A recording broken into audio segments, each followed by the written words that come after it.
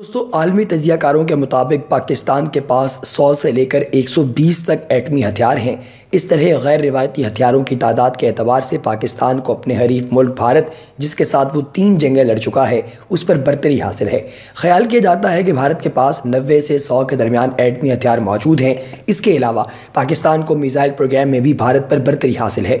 इसके पास long range मिसाइलों के अलावा शॉर्ट रेंज रॉकेट और जेट तैयारे भी हैं जो गैर रिवायती असलहा ले जाने की सलाहियत रखते हैं। जल्द ही पाकिस्तान समंदर से एटमी मिसाइल फायर करने की सलाहियत भी हासिल करने वाला है। ये बात बहुत कम लोग जानते हैं कि इस वक्त पाकिस्तान दुनिया में सबसे तेज़ी से छोटे एटमी हथियार जो मैदान जंग में इस्तेमाल हो सकें बनाने वाला मुल्क है। अमेरिका ने छोटे साइज़ के एटमी हथियार जो तोप और टैंक से फायर किए जा सकें 50 की दहाई में बना लिए थे, ताहम अब पाकिस्तान की सलाहियत कामयाबी और तेज़ी से हासिल कर रहा है।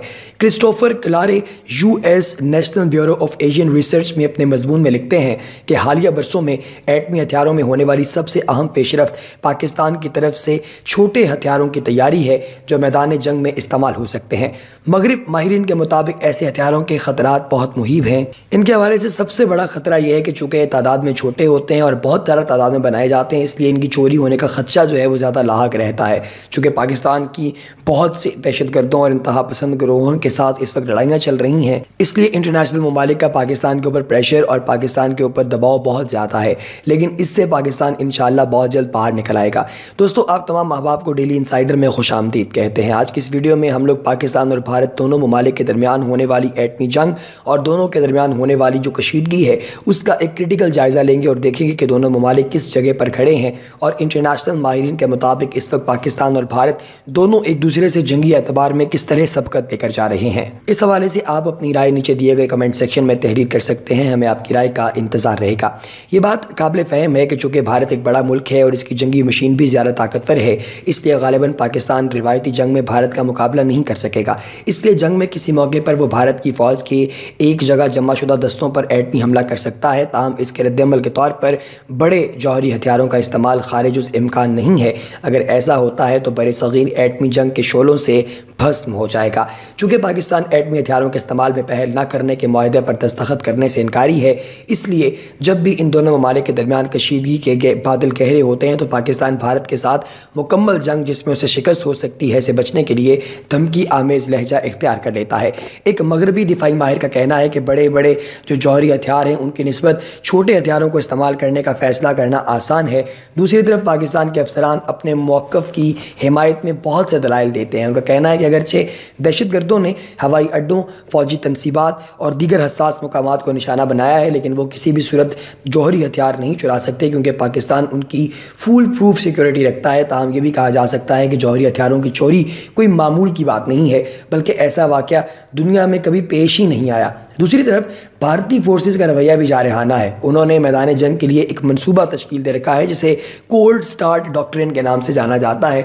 इसका मतलब यह है कि इनकी भारी जंगी मशीन सरत से हरकत करे और इससे पहले कि पाकिस्तान अपनी अफवाज को मुतहर्रिक कर सके, भारतीय फोर्सेस इसे शिकस्त से दो चार कर दें। दरअसल पाकिस्तान और भारत का बॉर्डर इतना तवील है कि पाक फौज इसे हर जगह से महफूज बनाने के वसाइल नहीं रखती। चनाचे इसे यह खदशा लाक रहता है कि भारत कोल्ड स्टार्ट मनसूबे पर अमल पैरा हो सकता है। ताहम भारतीय हुकाम तरदीद करते हैं कि उनके यहाँ ऐसा कोई जारहाना मनसूबा नहीं बना है। इन खदशात और दूसरी तरफ से की जाने वाली तरदीद की वजह से इस मसले का मुज़ाकराती हल दुश्वार है। इस वक्त मगरबी ताकतों के लिए ये बात बाइसे तशवीश नहीं है कि इन दोनों ममालिक के दरमियान जंग छिड़ जाएगी, बल्कि असल ख़तरा यह है कि दोनों ममालिक एक दूसरे को ज़िक पहुँचाने के लिए प्रॉक्सी जंग लड़ेंगे और वो किसी एक के हाथ से निकल जाएगी और हालात बेकाबू हो जाएंगे। ये बात भी कही जाती है कि माजी में पाकिस्तान के दिफाई इदारों ने जिन इंतहा पसंद गिरोहों की सरपरस्ती की थी अब वो इनके कंट्रोल में नहीं है, इसलिए वो किसी भी वक्त सरहद पर ऐसी सूरत पैदा कर सकते हैं जिससे इन दोनों ममालिक के दरमियान जंग छिड़ सकती है। इस तरह अंदरूनी मुल्क कोई दहशतगर्द की कार्रवाई भी हो सकती है, जैसे 2008 में मुंबई हमले जिनमें 166 के करीब भारतीय शहरी हलाक हुए थे और इन हमलों में पाकिस्तान के लश्कर तैयबा को मुअर्रद इल्ज़ाम ठहराया जाता है। इसी तरह भारत में बलोच अलहदगी पसंदों की पुष्टपनाही करते हुए पाकिस्तान को ज़िक पहुँचा रहा है। भारत हालिया हफ्तों में जो कश्मीर और भारत जो कश्मीर की वजह से जो पुलवामा अटैक्स हुए थे उनकी वजह से पाकिस्तान और भारत दोनों के दरमियान जो जो सरहदी तनाव पैदा हुआ था, इसके दरमियान पूरी दुनिया की नज़रें मरकूज़ थी इस खत्ते के ऊपर, और लोग ये देख रहे थे कि कहीं ये दोनों आपस में इतनी ज़्यादा जंग ना कर लें कि बात एटमी हथियारों तक पहुँच जाए। लिहाजा ये जंग फौरी तौर पर बंद कर दी गई और इमरान खान ने इंतहाई अक्लमंदी से काम लेते हुए इस जंग को ख़त्म करने में बुनियादी किरदार अदा किया। इसके साथ ही साथ यूके के प्राइम मिनिस्टर ने भी इस जंग के खात्मे में हत्ता इम्कान अपना किरदार अदा किया, जिसकी उन्हें दाद देना बहुत ज़रूरी है।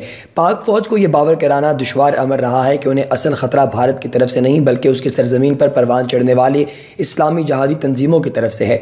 दिफाई इदारों को अवाम, जिनकी बड़ी तादाद एटमी हथियारों की हिमायत करती है, की तरफ से सवालात का सामना करना पड़ता है। जब पाकिस्तान के पास काफ़ी बड़ी तादाद में जौहरी हथियार मौजूद हैं तो फिर मज़ीद हथियार साजी के प्रोग्राम पर अमल क्यों किया जा रहा है जबकि इनकी मईशत डगमगा रही है। दिफाई इदारों के तर्जुमानों की तरफ से इन सवालात का तसल्ली बख्श जवाब कभी नहीं दिया गया। इंडिया और पाकिस्तान दोनों एटमी हथियारों पर भारी रकम खर्च करते हैं, जबकि इसी दौरान सरहद के दोनों तरफ अवाम की एक बड़ी अक्सरियत गुर्बत की दलदल में फंसी हुई है। दोनों ममालिक के दिफाई इदारे अवाम से छुपाते हैं कि एटमी प्रोग्राम पर कितनी रकम खर्च हो रही है। पाकिस्तान का फ़रोग़ पाता हुआ जौहरी प्रोग्राम और इंडिया का तोसी पाता हुआ रॉकेट और मिसाइल प्रोग्राम इस खित्ते में न थमने वाली असलहे की दौड़ को शुरू किए हुए है। ये ममालिक एक दूसरे पर एतमाद नहीं करते हैं। इनके महंगे एटमी प्रोग्राम इनकी दिगरगू मुआशी हालात से मुनासबत नहीं रखते हैं। ताहम उन्हें ये बात कौन समझाए कि इस वक्त इंटरनेशनल सतह पर कोई सफारती कोशिश देखने में नहीं आ रही है जो इन्हें इस ख़तरनाक खेल से बाज रख सके। ताहम उम्मीद की जानी चाहिए कि इस वक्त मगरबी ममालिक जो पाकिस्तान के छोटे एटमी हथियारों पर तशवीश रखते हैं, इस पूरे मामले को देखेंगे और इन दोनों ममालिक जो अब तक 3 मरतबा एटमी जंग के करीब आ चुके हैं, इन पर दबाव डालेंगे कि वो होश के नाखुन लें और ख़ित्ते को जाननो बनाने से जो है वो बाज आएँ। ये ऐसा ना करें। दोस्तों, पाक भारत जो जंग है, ये जौहरी जंग 2 करोड़ से ज़ायद जाने ले सकती है। पाकिस्तान और भारत दोनों जौहरी हथियारों से मुसल्लह हैं। आजकल दोनों ममालिक में जंगी जुनून उरूज पर पहुँचा हुआ है और इस बात से कौन वाकिफ़ नहीं है कि भारत की जानिब से कशीदगी जो है वो बढ़ती ही जा रही है गुज़रते दिन के साथ, और दोनों ममालिक 1 अरब 50 करोड़ की आबादी के सर पर मंडला रहे हैं। और ये झगड़ा इन दोनों का ज़ाती नहीं बल्कि 2 ऐसी कुव्वतों का झगड़ा है जो झगड़ा ख़त्म होने का नाम ही नहीं ले रहा। दोस्तों, इस सूरत हाल के पेश नज़र कई माहिरीन का ख्याल है कि अगर जंग शुरू हो गई तो ख़दशा है कि ये जौहरी तसादुम की शक्ल इख्तियार कर जाएगी, जिसके लिए ना सिर्फ ये दोनों ममालिक तैयार नहीं बल्कि इस वक्त पूरा खित्ता जो है वो इससे डर रहा है। अमरीकी मुहक्किकीन की 2007 की एक रिपोर्ट के मुताबिक अगर पाकिस्तान और भारत के दरमियान जौहरी जंग होती है और अगर दोनों ममालिक इसमें 15 किलो टन के 100 बम इस्तेमाल करते हैं तो इनकी जद में आकर 2 करोड़ 10 लाख अफराद हलाक हो सकते हैं, जबकि ओज़ोन की झिल्ली बुरी तरह मुतासिर हो सकती है। इसके अलावा इन धमाकों के असरात से माहौल में ज़बरदस्त तब्दीली रुनुमा हो सकती है, जिससे 2 अरब के करीब इंसान फाका कशी का शिकार हो सकते हैं। इन तमाम हक़ाइक़ के बावजूद दोनों ममालिक में जंगी जुनून उरूज पर है। ताहम इस सूरत हाल पर अमन पसंदों की एक कलील जो अक़लियत है वो बहुत परेशान है। दोस्तों, बहुत से लोगों ने इस हवाले से बात करते हुए ये कहा कि फ़ेसबुक और ट्विटर पर बैठ कर जंग के नारे लगाना आसान है, लेकिन एक आम आदमी कोई जंग नहीं चाहता। ये बात गौर से जो है वो बंदे को सुननी चाहिए कि अपनी रोज़ी रोटी जो है वो कमाने के लिए लोग बाहर निकले हुए हैं। आप पर अगर जंग मुसल्लत की जाए तो वो एक मुख्तलिफ बात है और आपको इस वक्त अपना दिफा करना चाहिए।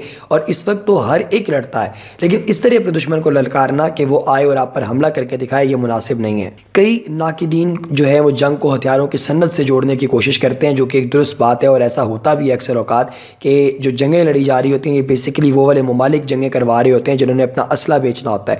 नाकिदीन का कहना है कि पाकिस्तान में 6 करोड़ से ज़्यादा अफराद ख़त्ते गुर्बत से नीचे रहते हैं। 40% बच्चों के मुकम्मल तौर पर ज़हनी नशोनुमा नहीं हो पा रही, जबकि 38% के करीब ग़िज़ा की अदम दस्तयाबी का शिकार हैं।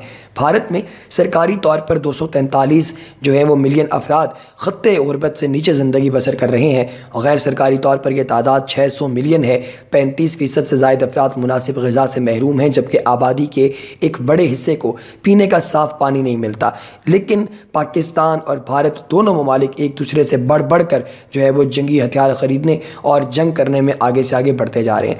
पाकिस्तान की तारीख़ का एक अहम दिन जो है वो यौम तकबीर है। जब पाकिस्तान ने एटम बम बनाया था, ये 28 मई 1998 को पाकिस्तान ने सूबा बलूचिस्तान के ज़िला चागी के मुकाम पर 5 कामयाब एटमी धमाके किए थे। इस दिन को यौम तकवीर का नाम दिया जाता है। यूँ तो भारत अपने क़याम से ही जनूबी एशिया का थानेदार बनने की जो है वो ख्वाब देखता रहा है। अददी एतबार से दुनिया की तीसरी बड़ी ज़मीनी फ़ौज, चौथी बड़ी फ़िज़ाइया और 5वीं बड़ी बहरिया रखने वाला 1974 वाला मुल्क ये एटमी तजुर्बा करके ख़त्े में एटमी असले की दौड़ शुरू कर चुका था। मजबूरन पाकिस्तान भी जो है वो अब ज़ाहिर है कि उसकी दौड़ के शामिल होना पड़ा। पाकिस्तान को अपने महदूद वसाइल के बाइस भारत के साथ रिवायती हथियारों की दौड़ में पाकिस्तान मुकाबला नहीं कर सकता था।